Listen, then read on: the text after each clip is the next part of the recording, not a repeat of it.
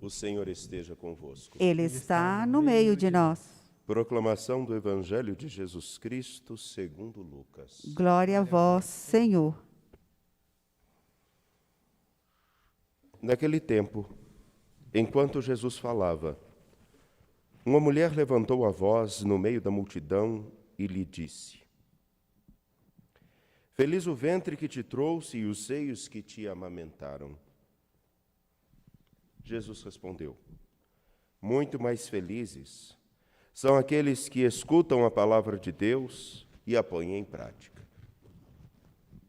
Palavra da salvação. Glória a vós, Senhor. Por favor, podem se sentar. Sejam muito bem-vindos.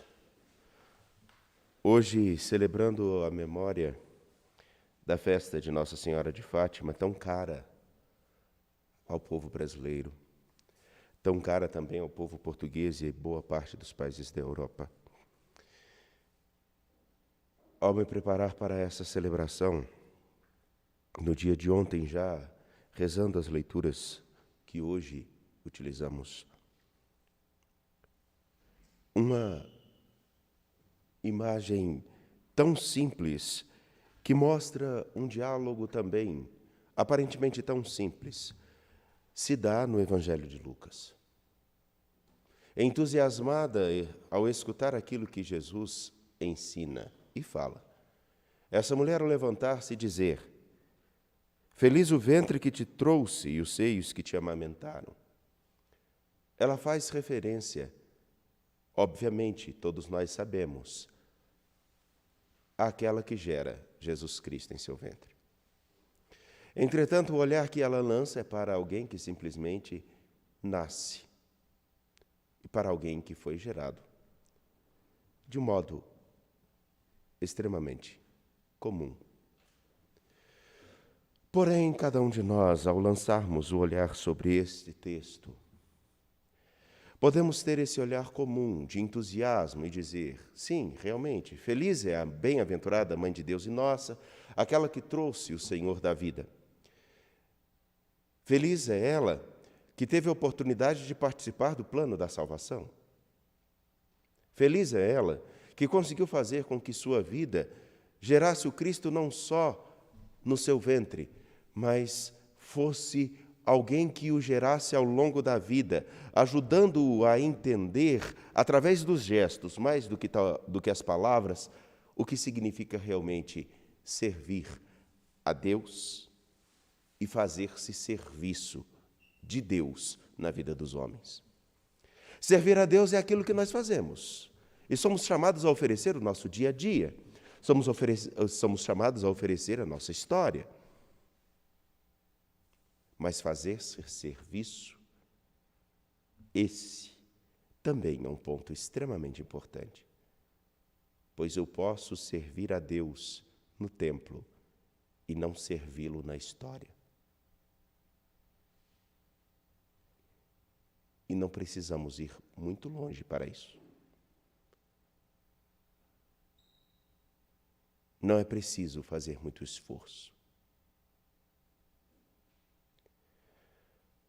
Nosso Senhor Jesus Cristo, andando por tantos caminhos, se fez caminho justamente porque, aprendendo com a mãe, a Senhora Nossa, sob o título de Fátima, ou sob o título de Senhora da Piedade, aprendeu a servir porque viu quem conseguia fazer da sua história um serviço de Deus a todos. No Evangelho ainda de Lucas, lembramos-nos do seu encontro com Isabel. Uma cena muito simples, mas que mostra justamente a intrepidez e a forma destemida de quem sabe se colocar a serviço de Deus na vida dos outros. Isso só é possível quando nós não fazemos simplesmente com que o nosso culto e a nossa veneração, ou até mesmo a nossa adoração, gire em torno das coisas mais corriqueiras. Mas compreendemos o que significa escutar a palavra, que é diferente de ouvi-la. A escuta da palavra significa que aquele que fala conosco, aquele que nos orienta, aquele que é o Senhor da vida, na sua palavra se torna uma norma de conduta.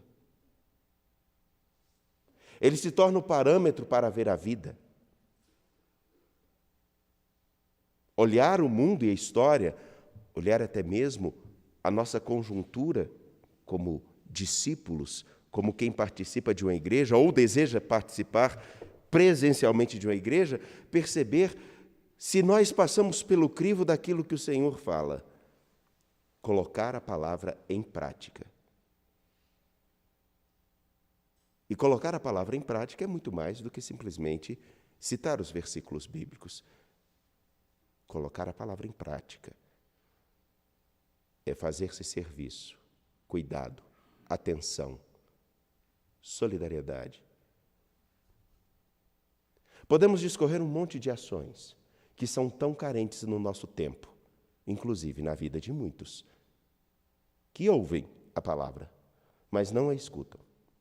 E posso dizer não a escutam porque não concretizam um outro traço do versículo 28. Muito mais felizes são aqueles que escutam a palavra de Deus e a põem em prática.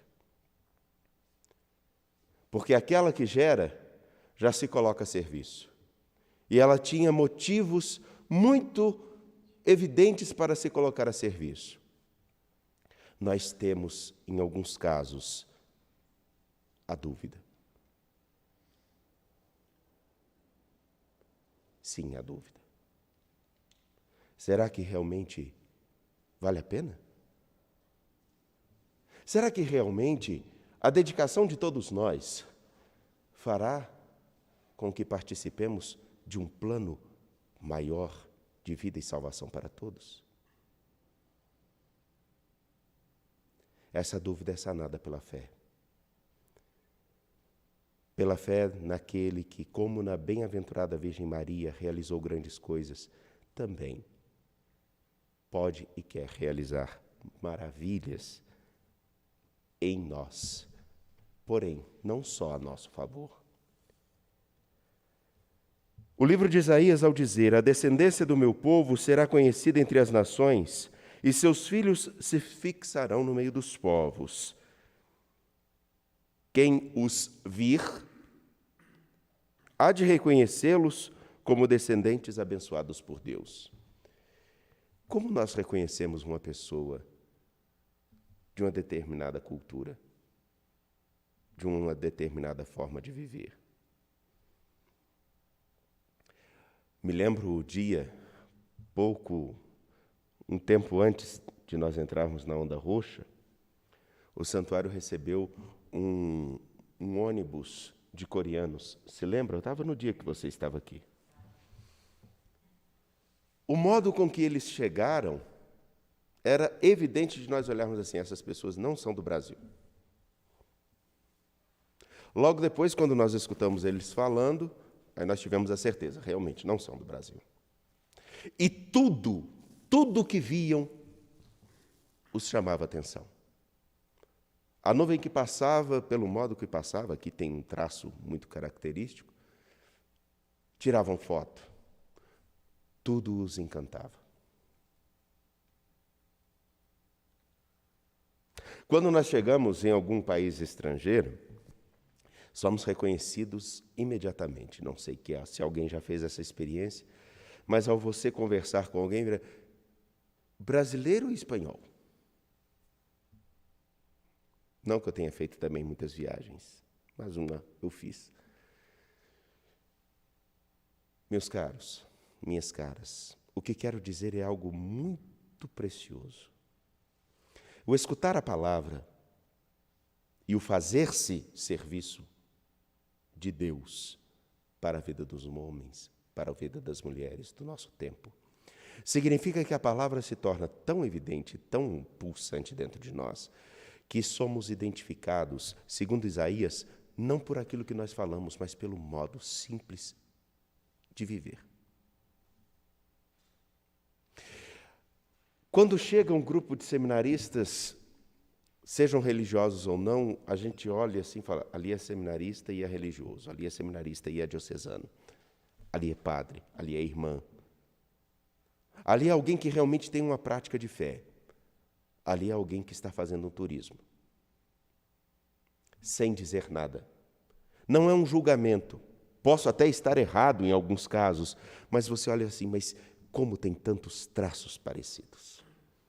E isso não é à toa que eu estou dizendo, seria muito bom que nós, pela felicidade de escutarmos a palavra, conseguíssemos introjetar, absorver dentro de nós um modo de sermos serviço e sinal de Deus, que todos, ao olharem para nós, mais do que dizerem que somos isso ou aquilo, pudessem dizer, ali está um cristão.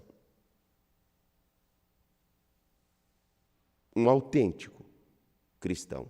Não que seja perfeito, mas que busca seguir com fidelidade a palavra que escuta e colocá-la em prática. O povo de Deus, na sua consciência, sabe que não basta simplesmente falar da Escritura. O povo de Deus sabe que é preciso viver da Escritura. A bem-aventurada Virgem Maria, Mãe de Deus e Nossa, sob o título de Senhora da Piedade, sob o título de Nossa Senhora Aparecida, ou sob o título de Nossa Senhora de Fátima, independente disso, ela é um autêntico exemplo de quem se deixa gestar pela palavra, oferecendo o Cristo ao mundo. Ainda que ela tenha gerado o Cristo em seu útero, ela deixou-se formar pela escola da palavra que ela escuta. E pelo modo de viver, indica ao seu filho o que significa realmente ser serviço. Porque como uma criança aprende respeito?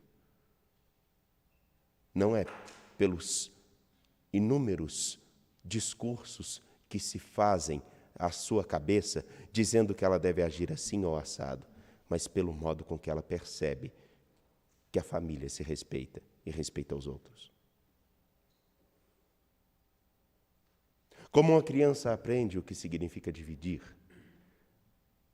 se não vendo a capacidade de alguém dar do que tem para quem precisa, ou simplesmente ter a capacidade de dividir para que o outro esteja tão bem quanto nós. Como a criança aprende o que significa carinho se ela é violentada e maltratada? Eis aí a diferença do que o evangelista Lucas nos apresenta. Podemos olhar para a Mãe de Deus e dizer, essa é feliz porque gerou o Filho de Deus. Seria muito melhor se nós tivéssemos a capacidade de dizer, ajuda-me a colocar em prática a palavra que escutaste e que eu possa ser sinal do serviço de seu Filho para que outros consigam compreender o que significa ser cristão. Por isso que na liturgia de hoje,